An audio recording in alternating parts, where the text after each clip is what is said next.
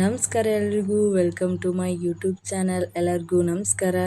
ಇದು ನನ್ನ daily blog ಆಗಿರುತ್ತೆ. ನಮ್ಮ ಮನೆಯಲ್ಲಿ ಮಾರ್ನಿಂಗ್ ಎದ್ದ ತಕ್ಷಣ ನನಗೆ ಕಂಡಿದ್ದೆ ಗುಲಾಬಿ ಹೂಗಳು. ಅದನ್ನು ನೋಡಿಕೊಂಡು ಸುತ್ತಮುತ್ತ ತುಂಬಾ ಕಸ ಬಿದ್ದಿತ್ತು. ಅಂದರೆ ನಮ್ಮ ಮನೆಯಲ್ಲಿ ತುಂಬಾ ಹೂ ಗಿಡ ಇರೋದ್ರಿಂದ ತುಂಬಾ ಕಸಗಳು ಬೀಳ್ತಾ ಇರುತ್ತೆ. ಅದನ್ನು ಗೂಸ್ಬಿಟ್ಟು ನೀಟಾಗಿ ಕ್ಲೀನಿಂಗ್ ಎಲ್ಲ ಆಯಿತು. ಕಸನೆಲ್ಲ ನೀಟಾಗಿ ಕೊಡ್ದಾದ್ಮೇಲೆ ಕಸನೆಲ್ಲ ಕ್ಲೀನ್ ಮಾಡು ಅಂದ್ಬಿಟ್ಟು ದಿಂಬುತ್ತಾ ಇದೆ. ಕಾಟ್ಲೆ ಕಟ್ಕೊಂಡು ಅವರಿಗೆಲ್ಲ. ನೆಕ್ಸ್ಟ್ ನಾನು ಮಾರ್ನಿಂಗ್ ಜೀರಿಗೆ ನೀರನ್ನ ಕುಡಿಯೋದ್ರಿಂದ ಮಾರ್ನಿಂಗ್ ಎದ್ದ ಕೂಡಲೇ ಜೀರಿಗೆ ನೀರನ್ನ ಕುಡಿತೀನಿ. ಡೈಜೆಸ್ಟ್ ಮತ್ತು ಆರೋಗ್ಯಕ್ಕೆ ತುಂಬಾ ಚೆನ್ನಾಗಿರುತ್ತೆ. ಮತ್ತು ಬೆಳ್ಳಿ ಫ್ಯಾಟ್ ಕೂಡ ಕಡಿಮೆ ಆಗುತ್ತೆ. ಅದಕ್ಕೋಸ್ಕರ ನಾನು ಡೈಲಿ ಜೀರಿಗೆ ನೀರನ್ನ ಕುಡಿತೀನಿ. ಜೀರಿಗೆ ಮತ್ತು ಮೆಂತ್ಯನ ಪುಡಿ ಮಾಡಿ ಇಟ್ಕೊಂಡು ನೆಕ್ಸ್ಟ್ ಅದನ್ನು ಕುದಿಯೋ ನೀರಲ್ಲಿ ಚೆನ್ನಾಗಿ ಕುದಿಸಿ ನಂತರ ಅದನ್ನು ಕುಡಿಯೋದ್ರಿಂದ ತುಂಬಾ ಹೆಲ್ಪ್ಫುಲ್ ಆಗುತ್ತೆ. ನನಗೆ ಹೆಲ್ಪ್ಫುಲ್ ಆಗಿದೆ. ನೆಕ್ಸ್ಟ್ ಅದನ್ನು ಲೋಟದಲ್ಲಿ ಹಾಕ್ಕೊಂಡು ಕುಡಿದಾದ್ಮೇಲೆ ನನ್ನ ಡೇನ ಶುರು ಮಾಡ್ತೀನಿ. ಯಾವಾಗಲೂ ಅಷ್ಟೇ ಡೈಲಿ ಮಾರ್ನಿಂಗ್ ಎದ್ದ ತಕ್ಷಣ ಇದನ್ನು ತಪ್ಪದೇ ಕುಡಿತೀನಿ. ಹಾಗೆ ಡೇನ ಸ್ಟಾರ್ಟ್ ಮಾಡಿದೆ ಮಾರ್ನಿಂಗ್. ನೆಕ್ಸ್ಟ್ ಟಿಫನ್ಗೆ ಅವಲಕ್ಕಿ ಉಪ್ಪಿಟ್ಟನ್ನ ಮಾಡೋಣ ಅಂದ್ಬಿಟ್ಟು ಅವಲಕ್ಕಿ ಉಪ್ಪಿಟ್ಟಿಗೆ ರೆಡಿ ಮಾಡ್ಕೊಂಡಿದ್ದೆ. ಯಾವತ್ತು ಅವಲಕ್ಕಿನ ನೆನೆಸಿಟ್ಕೊಂಡಿರ್ತೀನಿ. ನೆಕ್ಸ್ಟ್ ಒಗ್ಗರಣೆ ಎಲ್ಲ ಆದಾದಮೇಲೆ ನೀಟಾಗಿ ಈರುಳ್ಳಿ ಎಲ್ಲ ಮೆಣಸಿನ್ಕಾಯಿ ಮತ್ತೆಲ್ಲ ಬೆಂದಾದಮೇಲೆ ಅವಲಕ್ಕಿನ ಹಾಕಿ ತಿರುವಿ ಹಾಕಿದ್ರೆ ರೆಡಿ ಆಯಿತು ಅವಲಕ್ಕಿ ಉಪ್ಪಿಟ್ಟು. ಟಿಫನ್ನ ಮಾಡಿಕೊಂಡು ಮನೆ ಕ್ಲೀನಿಂಗ್ ಎಲ್ಲ ಆಯಿತು. ಅಮಾವಾಸ್ಯೆ ಆಗಿರೋದ್ರಿಂದ ಮನೆ ಕ್ಲೀನಿಂಗ್ ಎಲ್ಲ ಮಾಡಿಕೊಂಡೆ. ನೆಕ್ಸ್ಟ್ ದೇವ್ರ ಸಾಮಾನೆಲ್ಲ ನೀಟಾಗಿ ನೋಡ್ಬೋದು ಯಾವ ಥರ ರೆಡಿ ಆಯಿತು ಮನೆ ಕ್ಲೀನಿಂಗ್ ಅಂತ. ಏನು ಹೇಳಿ, ಹಬ್ಬದ ದಿನ ಎಲ್ಲ ಅಮಾವಾಸ್ಯೆ ದಿನ ಪೂಜೆ ಮಾಡೋದಿದ್ರೆ ಮನಸ್ಸಿಗೆ ಸಮಾಧಾನ ಇರಲ್ಲ. ಆದ್ದರಿಂದ ದೇವ್ರ ಪಾತ್ರೆಗಳೆಲ್ಲ ನೀಟಾಗಿ ತೊಳ್ಕೊಂಡು ಪೂಜೆಗೆ ರೆಡಿ ಮಾಡೋಕ್ಕೆ ಸ್ಟಾರ್ಟ್ ಮಾಡಿದೆ. ತುಂಬ ದಿನಗಳೇ ಆಗಿತ್ತು ಪೂಜೆಗೆ ರೆಡಿ ಮಾಡಿ. ಅದಕ್ಕೆ ಈ ದಿನ ಪೂಜೆ ಮಾಡೋಣ ಅಂತ ಸ್ಟಾರ್ಟ್ ಮಾಡಿ ಪೂಜೆನ ರೆಡಿ ಮಾಡಿಕೊಂಡೆ. ದೇವ್ರ ಪೂಜೆಗೆ ಏನು ಹೇಳಿ ಭಕ್ತಿಯಿಂದ ಮಾಡಿದರೆ ಎಲ್ಲ ಒಳ್ಳೆಯದಾಗುತ್ತೆ ಅಂತ ನಂಬಿದ್ದೀನಿ ನಾನು.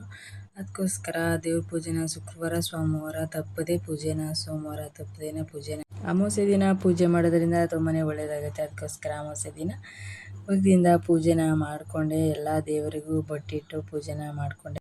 ನೆಕ್ಸ್ಟ್ ಸೋಮವಾರ ಶುಕ್ರನಾದರೂ ಹಣೆ ಕುಂಕುಮಕ್ಕೆ ಅರ್ಶಿನ ಇಕ್ಕಳ್ದಿದ್ರೆ ಹೆಂಗೆ, ಅದಕ್ಕೋಸ್ಕರ ಹಣೆಗೆ ಅರ್ಶಿನ ಕುಂಕುಮ ಇಕ್ಕೊಂಡು ರೆಡಿ ಆದೆ.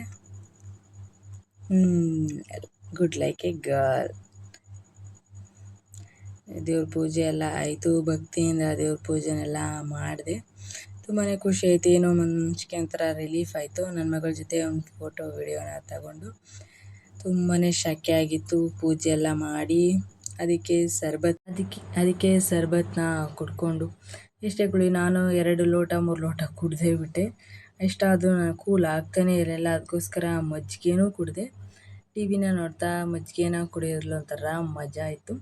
ಹಾಗೆ ನನ್ನ ಅಕ್ಕನ ಮಕ್ಕಳ ಜೊತೆ ತುಂಬ ಟೈಮ್ ಸ್ಪೆಂಡ್ ಮಾಡ್ತಾಯಿದ್ದೆ. ಅವರು ಏನೋ ವೀಡಿಯೋ ಮಾಡ್ತಾಯಿದ್ದೀನಿ ಅಂತ ತುಂಬಾ ಕಾಮಿಡಿ ಮಾಡ್ತಾಯಿದ್ರು ಅವರು ಸಹ. ನೆಕ್ಸ್ಟ್ ಅವ್ರ ಜೊತೆ ಎಲ್ಲ ಆಟ ಆಡ್ಕೋತಾ ಕ್ವಾಟ್ಲೆ ಕೊಡ್ತಾ ಅಷ್ಟಕ್ಕೆ ನನ್ನ ಮಗಳು ಬಂದಳು. ನನ್ನ ಮಗಳಂತೂ 2ರಷ್ಟು ಕ್ವಾಟ್ಲೆ, ತುಂಬಾ ಕ್ವಾಟ್ಲೆ ಕೊಡ್ತಾ ಇರ್ತಾಳೆ. ಆಟ ಆಡ್ತಾ ನೋಡಿ ಇಷ್ಟು ಮುದ್ದಾಗಿ ಆಟ ಆಡ್ತಾಳೆ ನನ್ನ ಮಗಳು. ನನ್ನದೇ ದೃಷ್ಟಿ ಆಗ್ಬೇಕು ಆ ಥರ. ನೆಕ್ಸ್ಟ್ ಈವ್ನಿಂಗ್ ಅವಳಿಗೆ ಏನಾದರೂ ಸ್ನ್ಯಾಕ್ಸ್ ಕೊಟ್ಬಿಟ್ಟು ಅವಳನ್ನ ಆಟ ಆಡ್ಸೋದೇ ಒಂದು ಕೆಲಸ ನನಗೆ. ನೋಡಿ ಯಾವ ಥರ ತಲೆಗೊಂದು ಹೂವು ಮುಡ್ಕೊಂಡು ಆಟ ಆಡ್ತಾಯಿದ್ಲು. ತುಂಬ ಮುದ್ದಾಗಿ ಕಾಣಿಸ್ತಾ ಇದ್ಲು ನನ್ನ ಮಗಳು. ಅವಳಿಗೊಂದು ಸ್ನ್ಯಾಕ್ಸ್ ಕೊಟ್ಬಿಟ್ಟು ಆಟ ಆಡಿಸ್ತಾ ವೀಡಿಯೋ ಮಾಡ್ಕೊಳ್ತಾ ಆಟ ಆಡಿಸ್ತಾ ಇದ್ದೆ. ನೈಟ್ ಸಾಂಬಾರಿಗೆ ಕಡಲೆಕಾಳನ್ನ ನೆನೆ ಹಾಕಿದ್ದೆ. ಅದನ್ನೇ ಸಾಂಬಾರು ಮಾಡೋಣ ಅಂತ ಅಂದ್ಬಿಟ್ಟು ಈವ್ನಿಂಗ್ ನನ್ನ ಮಗಳ ಜೊತೆ ಸ್ವಲ್ಪ ಒಂದು ವೀಡಿಯೋನ ಮಾಡಿಕೊಂಡೆ. ನೋಡಿ ಯಾವ ಥರ ಮುದ್ದಾಗಿ ಕಾಣಿಸ್ತಿದ್ಲು ನನ್ನ ಮಗಳು.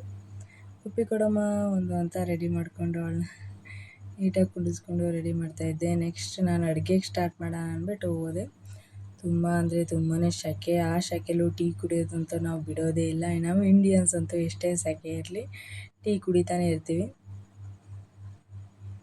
ನನಗಂತೂ ತುಂಬಾ ಸೆಕೆ ಆಯ್ತಿತ್ತು. ಆದರೂ ಟೀ ಕುಡಿಯೋದನ್ನ ಬಿಡದೆ ಮಧ್ಯದಲ್ಲೇ ಟೀನ ಕುಡ್ಕೊಂಡು ಅಡುಗೆನ ಮಾಡ್ತಾಯಿದ್ದೆ. ನೋಡ್ಬೋದು ನೀವು ಎಷ್ಟು ಸೆಕೆ ಹೊಡಿತಾ ಇದೆ ಅಂತ.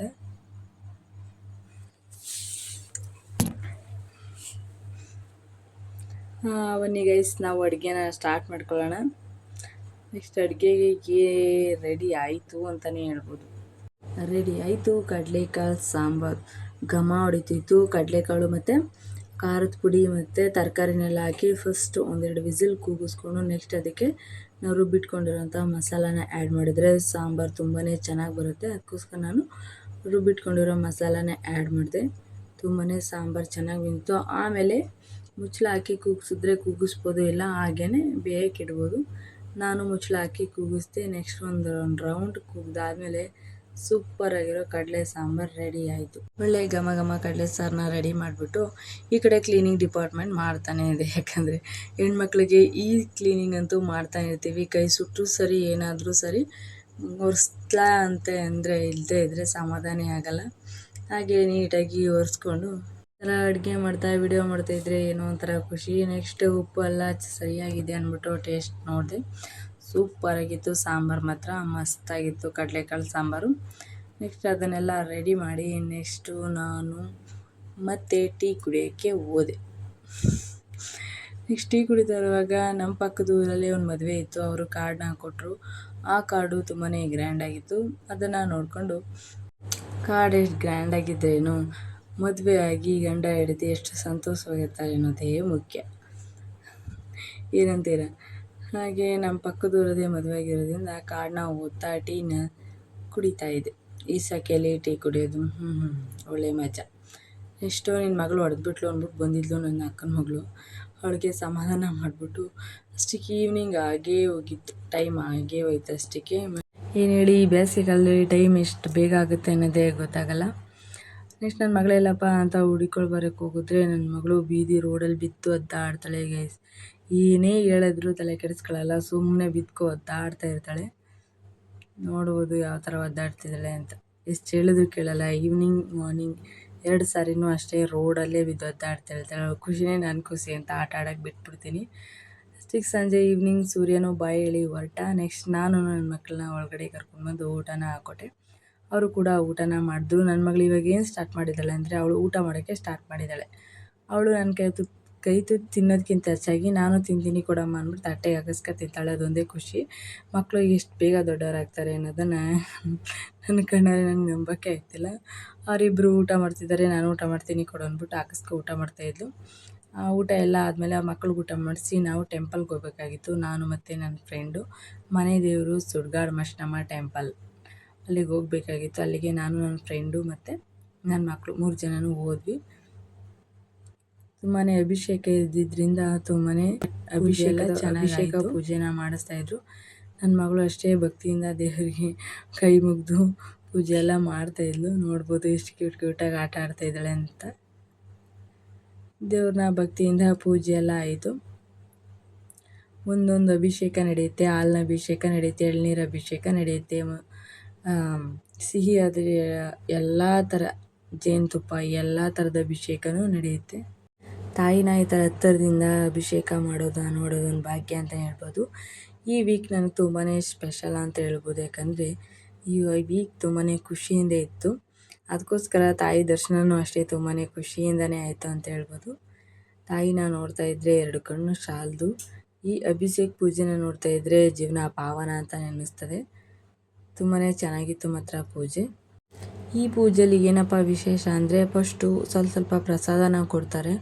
ಆಮೇಲೆ ಅದನ್ನು ನಾವು ಭಕ್ತಿಯಿಂದ ನಮ್ಮ ಏನು ಬೇಡಿಕೆ ಅದನ್ನು ಅರಸ್ಕೊಂಡು ಅದನ್ನು ಮತ್ತೆ ಅವರಿಗೆ ವಾಪಸ್ ಕೊಡಬೇಕು. ಅದು ದೇವ್ರ ಹತ್ರ ಹೋಗಿ ಅಲ್ಲಿ ಕೋರಿಕೆನ ನೆರವೇರಿಸ್ತಾರೆ ಅಂತ ಒಂದು ನಂಬಿಕೆ. ನೆಕ್ಸ್ಟ್ ನನ್ನ ಫ್ರೆಂಡ್ ಜೊತೆ ನನ್ನ ಮಗಳು ತುಂಬ ಮುದ್ದಾಗಿ ಆಟ ಆಡ್ತಾಯಿದ್ಲು. ಅವಳಿಗೂ ಅಷ್ಟೇ ನನ್ನ ಮಗಳು ಕಂಡ್ರೆ ತುಂಬಾ ಇಷ್ಟ. ನೆಕ್ಸ್ಟು ಪೂಜೆ ಎಲ್ಲ ಆಯಿತು. ದೇವ್ರ ಪೂಜೆ ಎಲ್ಲ ಆದಮೇಲೆ ನಾವು ಮನೆಗೆ ಬಂದ್ವಿ. ಈಗಿತ್ತು ಡೇ ಬ್ಲಾಗ್. ಇಷ್ಟ ಆದರೆ ಸಬ್ಸ್ಕ್ರೈಬ್ ಮಾಡಿ. Thank you for watching.